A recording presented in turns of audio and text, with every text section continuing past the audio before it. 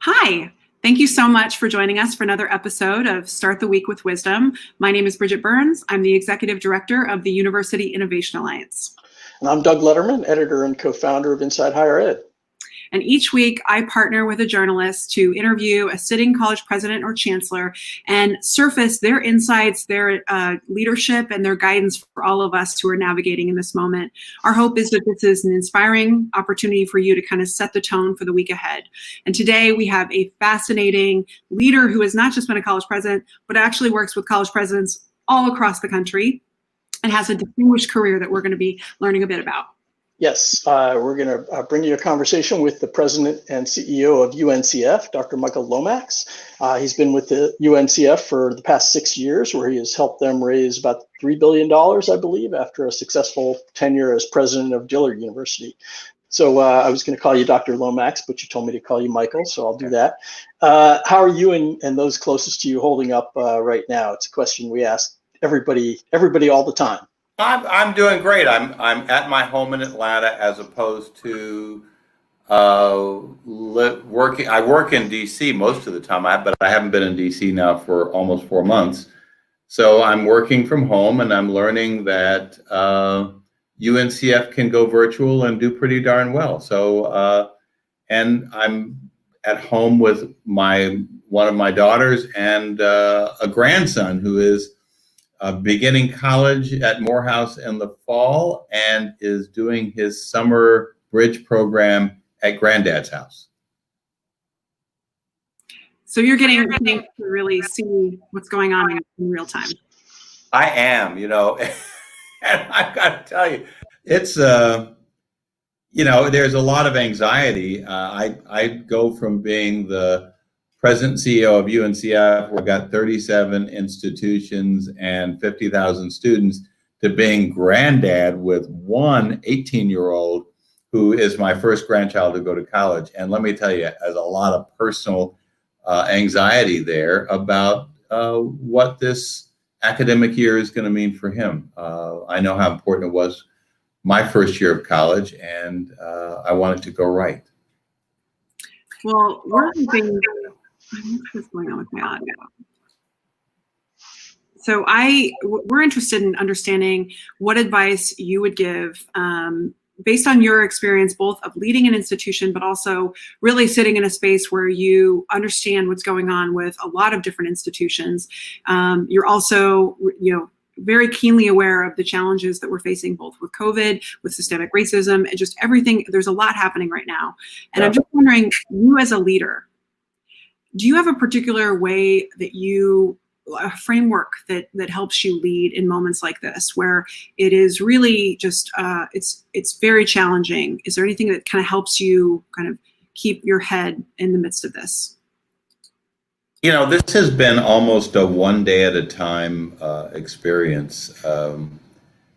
Because if you think about the long arc of this, it becomes really overwhelming. And I've tried to take this one day at a time. I've tried to focus on the people I work with and the institutions I work with. And I've tried to be empathetic. I've tried to think about, what if I were a college president this year? How would I be thinking about this? And what would I want other people to do to help? And really just tried to figure out how to be as helpful in this period of disruption, because there are no guaranteed answers, there are no clear answers, but there's a lot of uncertainty. And so the one thing that I've tried to be certain about is that we can help one another. And maybe that sounds schmaltzy, but I think that I felt like during this period, it's where what's been different about my leadership is it's been much more personal, much more engaged. It's been much more, how are you doing, first of all? How are you feeling? What's worrying you? Is there anything I can do to help? And I think, and that's been rewarding, because I've gotten very positive responses to that. And I think we've gone from crisis to stabilization to a point where we are now thinking about the future together and being helpful to one another. And I think that future is very unclear right now. And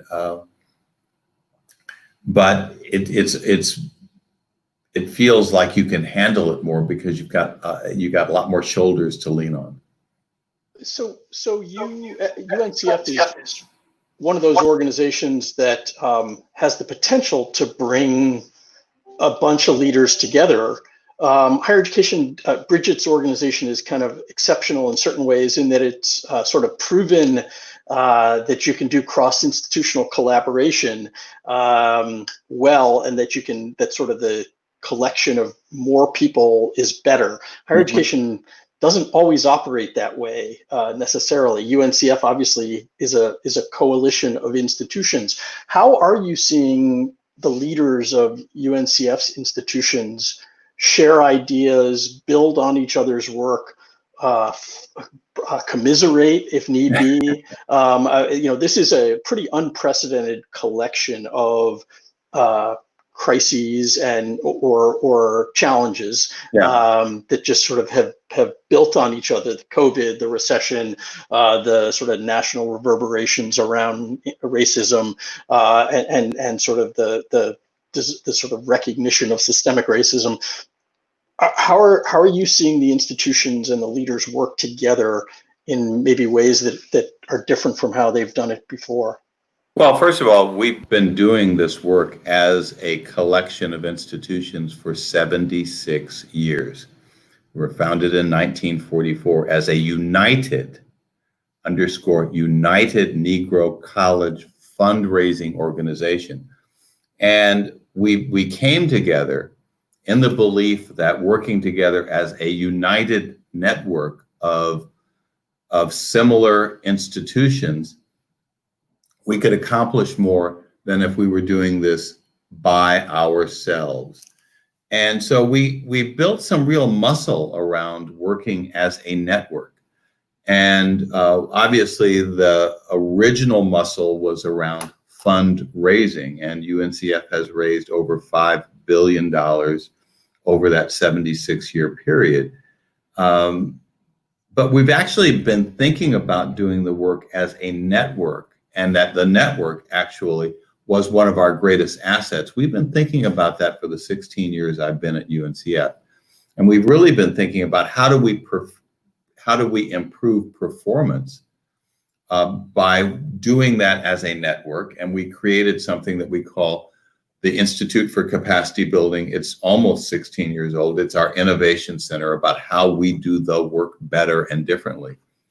But we're also thinking about the networking in more contemporary ways. How do we bring in other like-minded institutions? And we've done that. We've used that networking to build strong alliances with Hispanic serving institutions, with other minority serving institutions, with tribal colleges, with Asian and Pacific Islander institutions.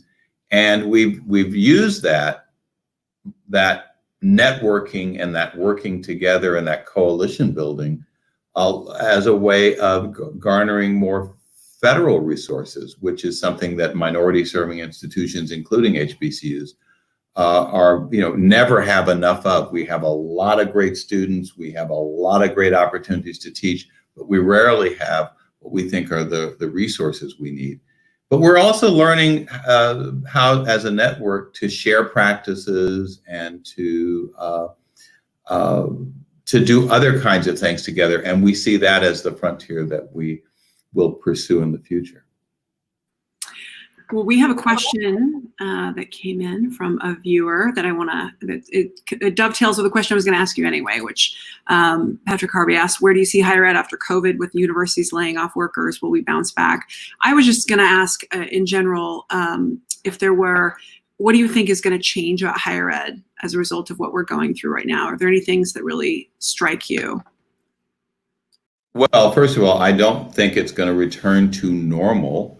And in fact, don't want it to return to normal, because for historically Black colleges and universities, normal was not good. It was not good enough. We were underserved, we were undersupported, we were under-resourced. There's always been just an historic bias against historically Black colleges from the very time of their founding. In the old Confederate States, there was both local and regional hostility. There was racial hostility to our work. We've had challenges, I would equate some of the behavior of the accrediting organizations as, almost, akin to having, the knee of the accreditors on our necks as a way of, making sure that we are not able to survive. So, I mean, we've operated in a very hostile environment, and I'd say what COVID has done, it's really, and I don't know why this has been the case exactly. It'll be for others in the future to interpret, but it's made people aware of the really savage inequalities, the inequities, the disparities between Black Americans and Black institutions and the larger society. And there's a new awareness to that. And I think a recognition that those inequalities, those inequities, those disparities have to end. And that I think in the historically Black college community, we feel that it's time, time's up on all of that. And we want to see a different kind of reality in the post-COVID period. And so we're fighting not just for our survival. We want our institutions to be resilient and strong. We know that there's a tremendous need in the African-American community for education and for opportunity and for mobility. And we think that education drives that, and predominantly white institutions have not served our community well, and historically Black colleges and like-minded institutions, predominantly Black institutions, have an important role to play in the future, and we're determined to play it, and we're going to challenge this country to support the work that we're doing, and once and for all, level the playing field so that institutions that serve Black people in America are not treated as second class, are not disparaged, are not undermined, but are given the opportunity and the resources to do our work and to do it effectively. So to address that inequity, if it's to be addressed finally, it sounds like the challenge. So who's responsible for ensuring the enhancement and lifting up of the minority serving institutions, and what is the responsibility of predominantly white institutions? Those are, sort of, presumably Black Americans cannot, and other underserved minorities students aren't going to get where the country needs to get them with an either-or situation here. Both. Well, I mean, I'm not looking to predominantly white institutions to be the salvation of historically Black colleges. No, but sure. What I would say is that the federal government can play a stronger and more supportive role. We worked to ensure that in the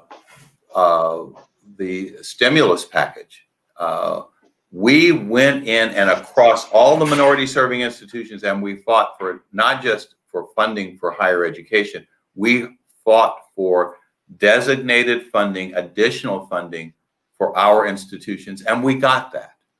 And so it's not like we don't want higher ed to be supported. We do want it, but we believe that we have been under-resourced and we should be given additional resources.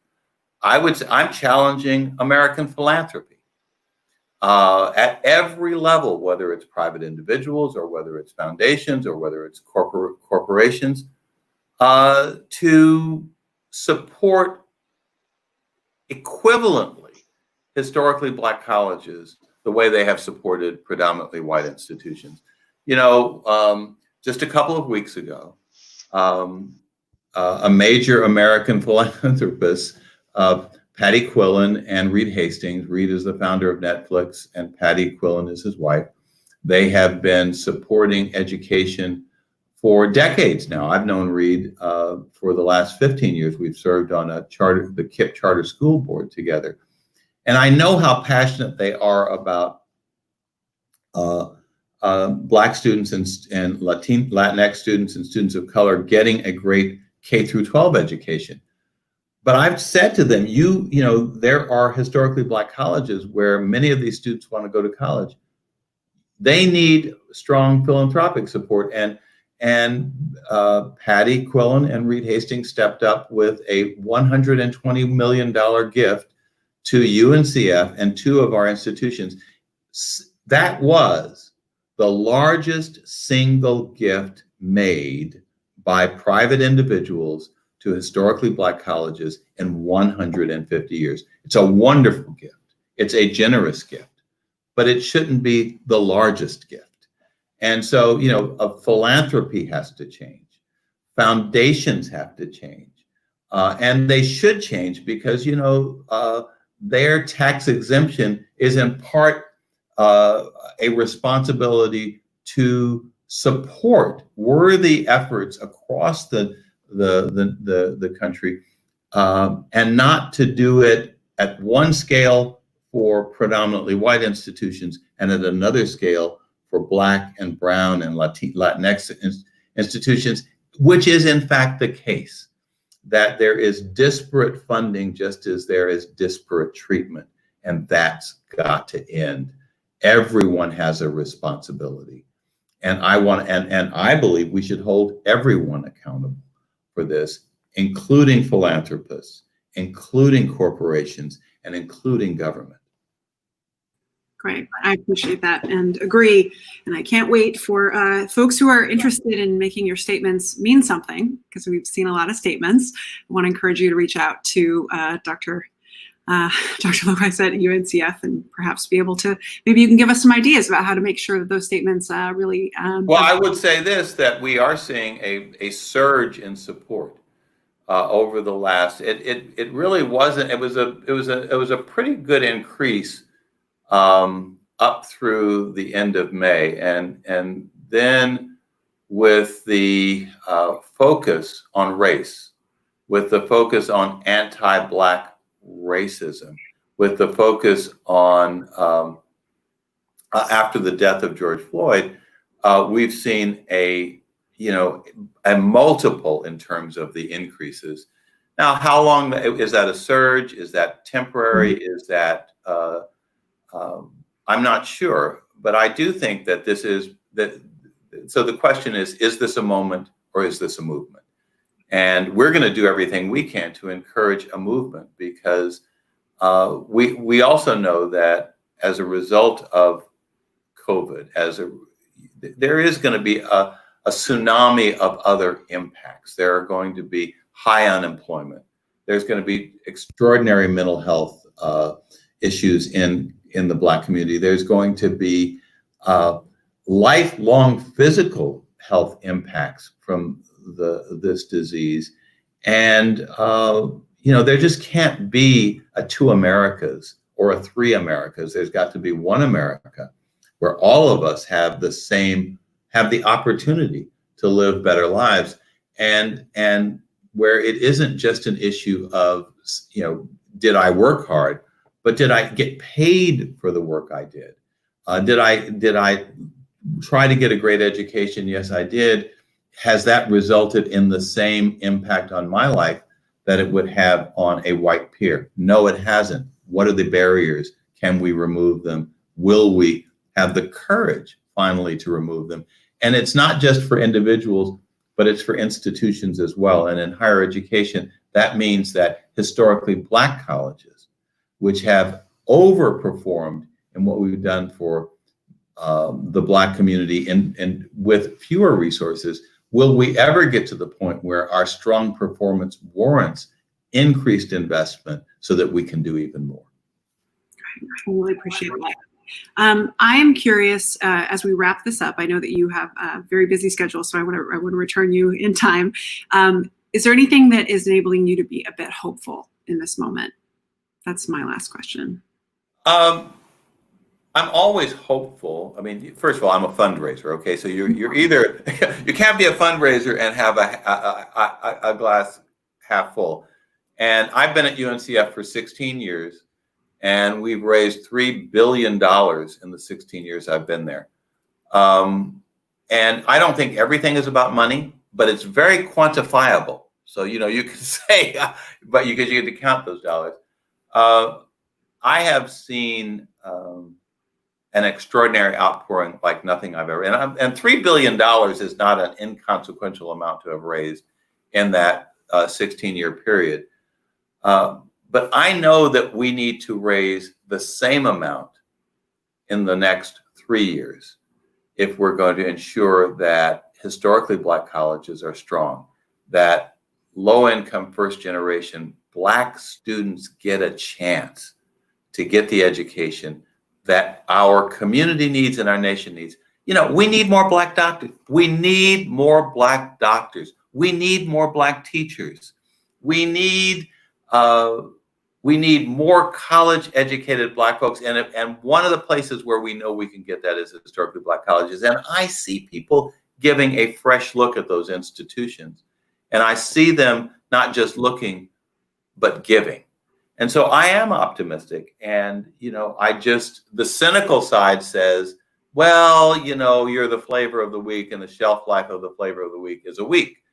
I hope that is not the case. I believe if people are seeing the inequity, they know that we've got to roll up our sleeves and work very hard, be persistent and determined, and be resilient and change. Well, I think folks at home agree with you, and we certainly appreciate the inspiring words and also for your time. So thank you to my co-anchor, Doug Lederman, for joining us. President Lomax, this has been very helpful for us, and we really appreciate you taking the time to share with our broader community. And for those of you who are at home, we'll be back next Monday with the President of the University of Washington. So thank you very much. I've enjoyed this. Thank you so much for everyone. Have a great day.